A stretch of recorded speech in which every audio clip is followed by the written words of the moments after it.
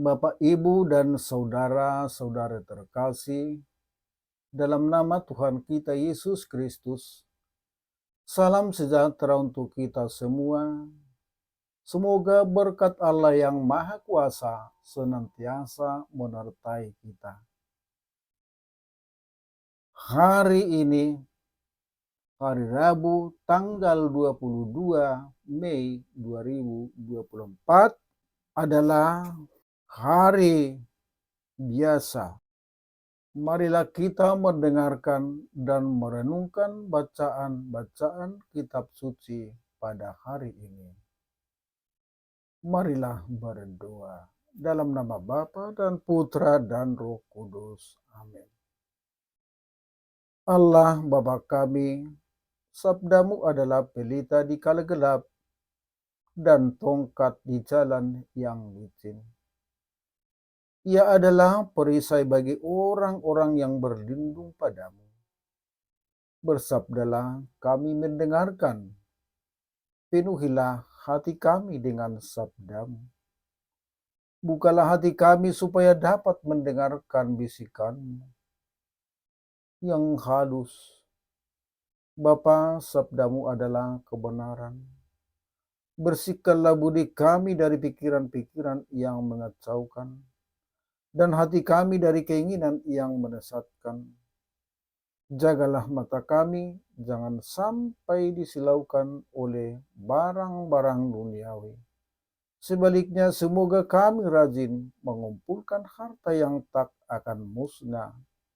Ya Bapa, sabdamu penuh daya pembaharu. Baharuilah kami dengan sabdamu yang akan kami renungkan hari ini. Bacaan pertama. Pembacaan dari kitab Yakobus bab 4 ayat 13 sampai dengan 17. Jadi sekarang, hai kamu yang berkata, hari ini kamu, besok kami berangkat ke kota anu, dan di sana kami akan tinggal setahun dan berdagang serta mendapat untung. Sedang kamu tidak tahu apa yang akan terjadi besok. Apakah arti hidupmu? Hidupmu itu sama seperti uap yang sebentar saja kelihatan lalu lenyap. Sebenarnya kamu harus berkata, jika Tuhan menghendakinya, kami akan hidup dan berbuat ini dan itu. Tetapi sekarang kamu memegahkan diri dalam congkakmu, dan semua kemegahan yang demikian adalah salah. Jadi jika seorang tahu bagaimana ia harus berbuat baik, tetapi ia tidak melakukannya, ia berdosa. Demikianlah sabda Tuhan. Syukur kepada Allah. Inilah Injil Tuhan menurut Markus bab 9 ayat 38 sampai dengan 40. Kata Yohanes kepada Yesus, Guru, kami lihat seorang yang bukan pengikut kita mengusir setan demi namamu. Lalu kami cegah orang itu, karena ia bukan pengikut kita. Tetapi kata Yesus, jangan kamu cegah dia, sebab tidak seorang pun yang telah mengadakan mujizat demi namaku dapat seketika itu juga mengumpat aku. Barang siapa tidak melawan kita, ia ada di pihak kita. Nah, saudara-saudari yang dikasihani Tuhan, dari mana datangnya sengketa dan pertengkaran di tengah-tengah keluarga, di tengah masyarakat dan dunia, di mana saja kita berada, baik di keluarga kita maupun di tempat pekerjaan kita atau di perkumpulan-perkumpulan kita. Datangnya dari hawa nafsu yang bergolak dalam tubuh seseorang. Ada orang yang menginginkan sesuatu tetapi tidak mampu mencapainya.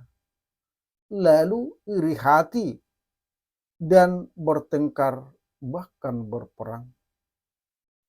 Ada juga yang dapat mencapai tujuan itu dan sukses, namun tidak rela kalau orang lain mencontoh apa yang sudah dia lakukan. Saudara-saudari yang dikasihani Tuhan, persaingan dan egoisme seperti ini semata-mata datang dari keinginan daging yang mendorongnya untuk membangun persahabatan dengan dunia. Dunia yang ditandai dengan iri hati, pertengkaran, ambisi, dan segala dosa lainnya membuat manusia jauh dari Tuhan dan sesama. Saudara-saudari yang dikasihani Tuhan, dalam Injil hari ini dikisahkan Yohanes mengadu kepada Yesus. Guru, kami lihat seorang yang bukan pengikut kita mengusir setan demi namamu. Lalu kami cegah orang itu karena ia bukan pengikut kita. Yesus dengan tegas berkata, "Jangan kamu cegah dia, sebab tidak seorang pun yang telah mengadakan mujizat demi namaku dapat seketika juga mengumpat aku. Barang siapa tidak melawan kita, ia ada di pihak kita." Nah, misi Yesus datang ke dunia untuk menyelamatkan semua orang tanpa dibatasi oleh kelompok yang dibuat oleh manusia. Yesus sendiri terbuka untuk menerima siapa saja yang ambil bagian dalam karya keselamatan yang mendatangkan kebaikan. Yesus mengajak kita mampu menghargai setiap orang yang melakukan kebaikan. Saudara-saudari yang dikasihani Tuhan, dalam bacaan pertama juga